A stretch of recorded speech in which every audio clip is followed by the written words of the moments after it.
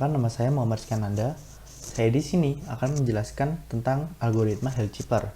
Pertama-tama, apakah kalian tahu apa itu Hill-Zipper? Hill-Zipper yaitu sebuah penerapan aritmatika pada kriptografi. Teknik kriptografi ini menggunakan kunci matriks persegi sebagai enkripsi dan dekripsinya. Nah, untuk penjelasan dari Hill-Zipper mengenai enkripsi, sekarang saya akan membuka website dari Geeks4Geeks sebagai sampelnya. Dari Geeks4Geeks sendiri, di sini terdapat example yaitu plaintext ACT dengan kunci GYBNKey KORP dan menghasilkan output ciphertext berupa POH. Kata kunci pada Hill-Zipper sendiri yaitu menggunakan key yang mempunyai ordo persegi. Kalau enggak 2x2, ya 3x3, 4x4, 5x5. Cuma dalam Geeks4Geeks sendiri menggunakan 3x3. Kenapa kok 3x3? Kita bisa lihat dari key-nya, yaitu GYBNKey KORP. Totalnya ada 9 digit. Berarti untuk baris pertama ada GYB, terus baris selanjutnya BNK, terus baris selanjutnya URP. Nah, untuk metode enkripsinya sendiri, dari key tersebut kita rubah ke dalam bentuk urutan alfabet. Tapi dalam skema Hill-Zipper sendiri bukan A sama dengan 1, melainkan A sama dengan 0, B sama dengan 1, C sama dengan 2, sampai Z sama dengan 25. Untuk key tadi yang GYBNKey KORP, setelah kita rubah ke bentuk desimal, akan menghasilkan angka-angka seperti 6, 24, 1, 13, 16, 10, 20, 17, 15. Untuk plaintextnya sendiri yang ACT menghasilkan angka 0, 2, 02 dan 19. Untuk rumus dari enkripsinya sendiri yaitu dari key tadi dikalikan dengan plaintext 6, 24, 1, 13, 16, 10, 20, 17, 15 dikalikan dengan 02, 19 dan menghasilkan 67, 222, 319. Hasil tersebut kita moduluskan ke 26 sehingga 67 modulus 26 15, 222 dimodulus 26 itu 14, 319 dimodulus 7 itu dimodulus 26 itu 7. Di mana 15 itu sebagai P, 14 itu sebagai O, dan 7 itu sebagai H. Untuk dari dekripsinya sendiri yaitu key yang GYBNKey tadi kita rubah ke bentuk mode inverse 26. Bagaimana caranya? Yang pertama-tama kita tentukan determinannya. Terus cara yang kedua kita cari adjust gate-nya. Bagaimana cari adjust gate? Untuk step yang pertama yaitu dengan transpose, terus selanjutnya yaitu minor, terus selanjutnya yaitu cofactor. Nah, nanti ketemu tuh bilangan adjust gate-nya. Setelah ketemu itu kita masukin ke rumusnya. Dekripsinya yaitu message sama dengan plaintext kali key inverse modulus 26 dan dapat ditemukan hasilnya 8, 5, 10, 21, 8, 21, 21, 12, 8.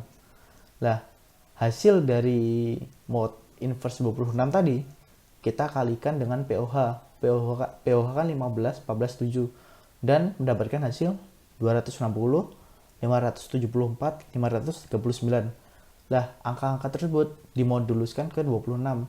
260 dimodulus 26 0, 574 dimodulus 26 hasilnya 2, 539 dimodulus 26 itu 19. Sekarang kita langsung ke codingannya. Pada program tugas besar saya ini, saya sudah memetakan dua buah class. Yang pertama class Hill-Zipper untuk enkripsi dan yang kedua itu class decrypt dengan inheritance dari Hill-Zipper sebagai untuk dekripsi datanya. Kita mulai dari method main-nya ya. Untuk method main-nya sendiri saya sudah mendeklarasikan 3 buah list. List yang pertama itu 0 kali 3 var i index 3. Itu berarti akan mencetak ordo 3 kali 3 sebagai key-nya, key matrix-nya. Terus untuk message atau plaintext-nya, saya membuat variabel dengan nama message metric. 0 for i in range 3. Berarti ada satu baris 3 kolom. Lah, untuk cheaper matrixnya itu 0 for i in range 3. Itu ada 3 kolom dan satu baris lah. Sama kayak message tadi. Soalnya cheaper matrix sendiri itu perkalian key matrix dengan message matrix. Terus selanjutnya saya ngeprint judul aplikasi dengan nama aplikasi enkripsi Hillkeeper dengan color background 40, foreground 233 dan atribut 0. Setelah itu saya masuk ke dalam try exception. Lah, karena di program saya ini menggunakan MySQL sebagai database atau penyimpanan datanya, di sini saya inisialisasi dulu dari library MySQL connector dengan db MySQL connector connect, hostnya localhost, usernya root, tanpa password, dengan nama database-nya itu tubus cryptocurrency. Dan jika terdapat error, maka akan muncul sambungan gagal tersambung dengan database dan memunculkan error. Nah, jika dari database tersebut sudah tersambung, maka akan menjalankan block else. Block else sendiri saya ngeprint kayak menu 1 enkripsi data, menu 2 dekripsi data, menu 3 history enkripsi, menu 4 history dekripsi, dan 0 itu untuk keluar. Nah, untuk selanjutnya saya mencoba perulang cara terus menerus dan menggunakan exception lagi. Jika exception saya itu memasukkan menu yang ingin Anda pilih.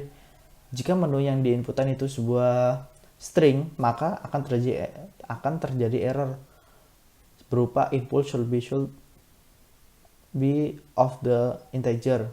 Nah, jika tidak, akan ngecek kondisi nih. Jika kondisi is menu sama kurang dari 0, maka input user itu error. Nah, jika menu sama dengan 1, maka akan memunculkan sebuah inputan is message, masukkan 3 huruf yang ingin dienkripsi.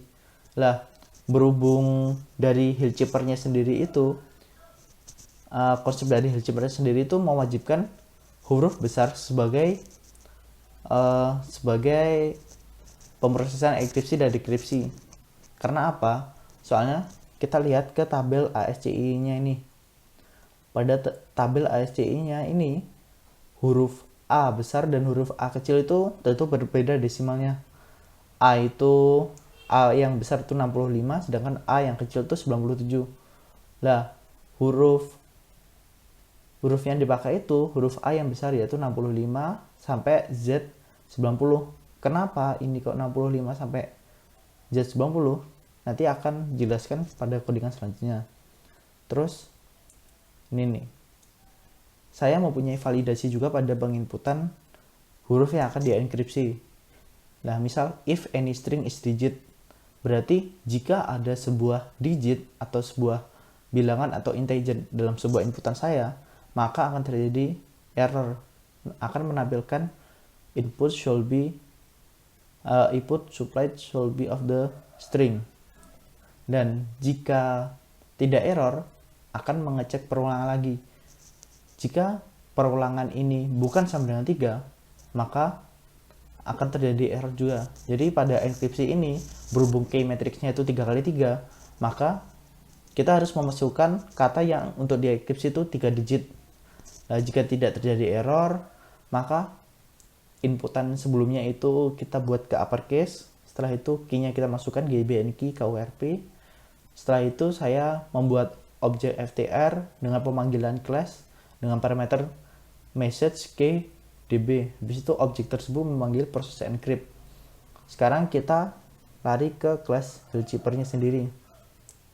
Dari kelas Hillkeeper-nya sendiri, saya mempunyai konstruktor yaitu definite save xy db, di mana x itu yaitu message-nya, yaitu sebagai key-nya, dan db itu sebagai database untuk penyimpanan saya. Nah, untuk selanjutnya ada function get key, enkripsi data, proses encrypt. Di sini saya sudah memetakan sesuai fungsi dari masing-masing. Misal get key nih, Get key yang GYBN kita di yang key 3x3 alias 9 digit tadi kita rubah ke bentuk desimal dengan cara K sama dengan 0 sebagai patokan incrementnya, terus for I in range 3, for J in range 3 yang berarti akan mengulang sebanyak matriks 3x3. Habis itu kita memanggil key matrix yang di bawah, key matrix dengan indeks IJ sama dengan ORD modus 65. ORD yaitu bagaimana cara merubah karakter tadi menjadi bentuk desimal. Tentunya ORD ini menyinggung dengan tabel ASCII. Nah, di sini ada modulus 65. Kenapa kok modulus 65? Soalnya huruf A besar itu dengan desimal 65. Sehingga kalau kita moduluskan ke 65, A sama dengan 0, B sama dengan 1, C sama dengan 2. Habis itu K plus sama dengan 1 untuk incrementnya sendiri. Nanti setelah kita menjalankan dari def key-nya ini akan muncul angka seperti 6, 24, 1, 13, 16, 10, 20, 17, 15. Setelah itu, di sini saya membuat function juga dengan nama encrypt data dengan parameter message metric. Kenapa dengan parameter message metric? Soalnya dalam konstruktor sebelumnya saya tidak memanggil sebuah parameter message metric. Lah, encrypt data sendiri itu mempunyai perulangan for I in range 3, for J in range 1. Berarti akan mengulang sebanyak 3 kolom dan 1 baris. Lah, untuk perulangannya sendiri itu akan disimpan di chipper matrix IJ sama dengan 0. Berarti matrix tersebut akan berisi 0 untuk data sementaranya. Habis itu kita perulangan lagi for J in range 3 dengan kondisi chipper matrix indeks IJ itu plus sama dengan key matrix IX dikali message matrix XJ. Jadi key matrix yang GYBN tadi dikali dengan message matrix yang ACT. Lah, dalam kasus encrypt data ini, message matrix ini belum diolah ke dalam bentuk desimal. Pengolahnya itu di metode selanjutnya.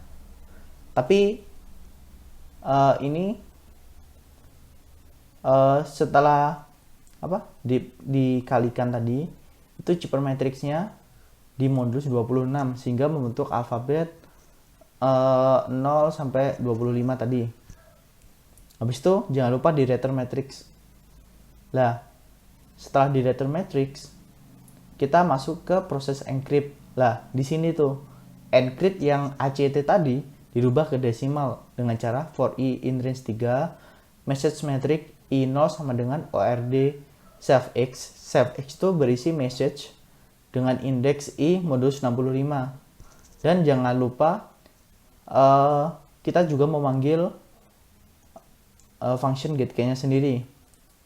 Lah, kalau kita sudah merubah message matrix di sini kita baru memanggil encrypt data dengan parameter message matrix. Lah, sehingga pada function decrypt data ini message matrix sudah terisi datanya di perulangan sebelumnya. Habis itu kita membuat list kosongan dengan nama chipper text for I in range 3. Chipper text append CHR chipper matrix I0 plus 65. Itu dengan artian chipper text sebagai listnya dot append. Append itu artinya menambahkan ke dalam list dengan kondisi CHR chipper matrix I0 plus 65. Kalau ORD itu merubah dari char ke desimal, kalau CHR itu dari desimal ke char. Lah, CHR ini mempunyai kondisi chipper matrix I0 plus 65. Lah, kenapa plus 65? Soalnya sebelumnya kita sudah modulus, kita rubah ke modulus 65. Oleh karena itu kita di sini menambahkan plus 65. Nah, setelah itu chipper text-nya sendiri sudah terisi oleh bilangan-bilangan dari perkalian tadi. Saatnya kita memanggil, tapi berhubung ini list, kita rubah dulu ke bentuk string dengan cara str_text string.join_text. Nah, ini maksudnya segini nih. Misal text-nya isinya ABC ya. Kan kalau bentuknya list kan A, B, C. Lah, kalau kita join, komanya tuh dihilangin. Jadinya ABC gitu. Terus print output hasil enkripsi dari self_x dari message-nya itu adalah str_text.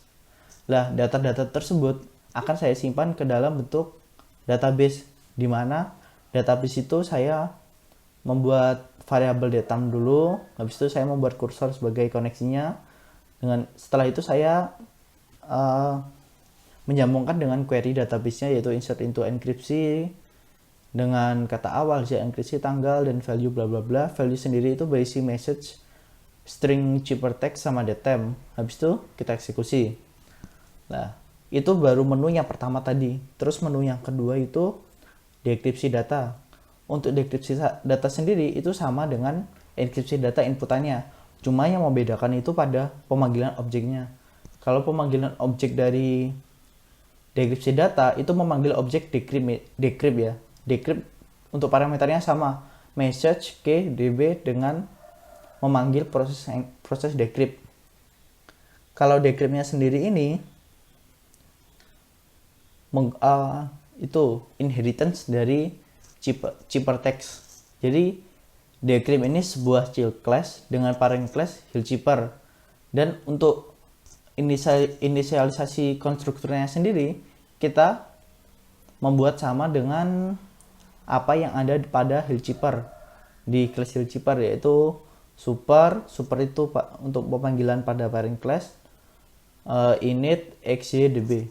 Habis itu kan tadi pada waktu membuat dekripsi kan ada mode inverse modulus 26. Nah, itu untuk rumus tadi saya sudah memetakan ke dalam function dengan nama getModeInverse. Dan saya memanggil keyMatrix sebagai variabel global. Setelah itu saya memanggil getKey pada parent class hillkeeper tadi. Habis itu di sini ada convert sm sama dengan smMatrix keyMatrix. Nah, pada variabel convert sm ini saya memanggil library sm atau simpy yang saya inisialisasikan sm.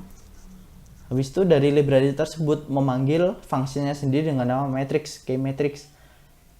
Setelah dirubah ke dalam bentuk matrix, sekarang kita cari adjustGet matrix dengan cara convert sm dot adjustGet. Kalau sudah mendapatkan angka-angka itu, sekarang kita cari determinan dari keyMatrix dengan cara convert sm.get. Nah, data-data tersebut kita masukkan ke dalam variabel global tadi, sehingga variabel global yang keyMatrix itu akan berubah dengan cara determinan keyMatrix dikali adjustGet matrix modus 26. Nanti hasilnya akan keluar seperti yang ini nih, yang 8, 5, 10, 21, 8, 21, 21, 12, 8. Setelah itu keyMatrix sendiri itu kita rubah ke bentuk list. Kenapa kok list? Soalnya lebih mudah untuk diprosesnya. Setelah kita kan sebelumnya kita tanpa library nih, berarti bentuknya itu list multidimensi. Setelah itu kita rubah ke bentuk library simpy, kan otomatis struktur datanya sudah berubah. Lah, kalau struktur datanya sudah berubah, kita mau memproses lagi, kita balikan ke bentuk list multidimensi tersebut. Habis itu untuk function decrypt data, proses decrypt, sama ya itu cuma itu sih, decrypt data sama proses decrypt itu tuh sama kayak encrypt data sama proses encrypt, cuma bedanya text dirubah ke message dirubah ke text. Lah, untuk decryptnya sendiri, kalau yang encrypt tadi memanggil sebuah function dengan nama getKey. Kalau decrypt itu memanggil function dengan nama getModeInverse. Setelah itu kita membuat perulangan 3 kali 1. Habis itu perulangan tersebut masuk ke message matrix sama dengan 0. Terus message matrixnya sendiri itu plus sama dengan keyMatrix dikali cheaperMatrix. Kalau kita lihat dari gigs for gigs sendiri, pada step yang ini, key matrix kali chipper matrix, itu masuknya ke ini nih, 8, 5, 10, 21, 8, 21, 21, 12, 8 dikali 15, 14, 7. Habis itu kita return nilai dari mesin matrixnya sendiri. Nah sekarang kita masuk ke proses decrypt nih. Dari proses decryptnya sendiri, kita membuat sebuah perulangan for i in range 3 dengan isian variabel itu chipper matrix in chipper matrix dengan indeks i 0, dan chipper matrixnya sendiri itu dirubah ke ORD save x modulus 65. Save x tadi kan sama kayak apa, message-nya kita rubah ke 65 ke dalam bentuk chipper matrix-nya. Lah, kalau message-nya tadi berupa chipper text yang berarti POH, berarti kita modulus ke 65. Jadi hasilnya seperti ini. Hasilnya seperti 15, 14, dan 7. Setelah itu, kita memanggil function decrypt data dengan parameter chipper text. Decrypt data, save decrypt data, parameter chipper text. Setelah itu, kita tinggal memasukkannya ke dalam sebuah list kosongan dengan nama message text for i in range 3 message text.append chr mesin matrix index i index 0 plus 65. Ini caranya sama kayak enkripsi tadi, cuma ya message diganti chipper, cuma itu doang. Habis itu kita membuat string, habis itu kita outputkan hasil dari dekripsi tersebut. Dan jangan lupa data yang sudah terdekripsi itu kita masukkan ke dalam sebuah database di tabel decrypt dengan cara yang sama seperti sebelumnya, cuma yang membedakan tabelnya yaitu kalau tadi itu tabel encrypt, kalau ini tuh tabel decrypt. Itu menu 1 dan menu 2. Kalau menu 3-nya di sini ada history enkripsi. History enkripsi sendiri itu menselect semua dari tabel enkripsi. Dan hasil dari selekan tersebut kita masukkan ke dalam sebuah library dengan nama Beautiful Table.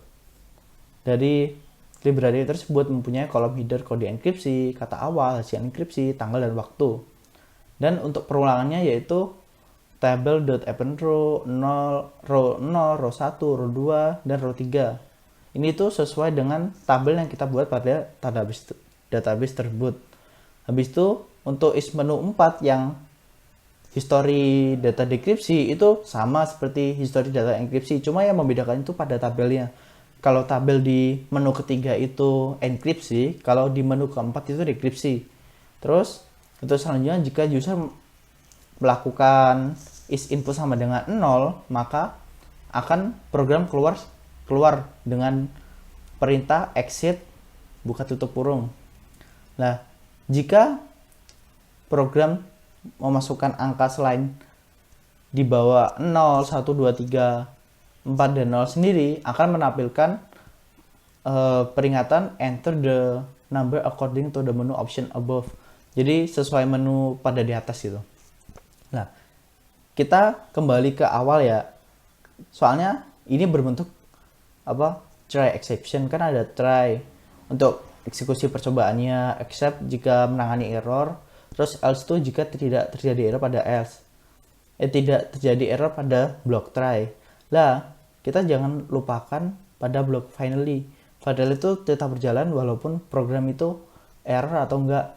Lah, kalau kita sudah selesai pada perulangan yang di sini nih, pada menunya ini, misal kita tekan 0 keluar, akan menampilkan sebuah message atau print, terima kasih sudah menggunakan aplikasi ini gitu. Jadi untuk demo aplikasinya itu seperti ini. Kita hapus dulu.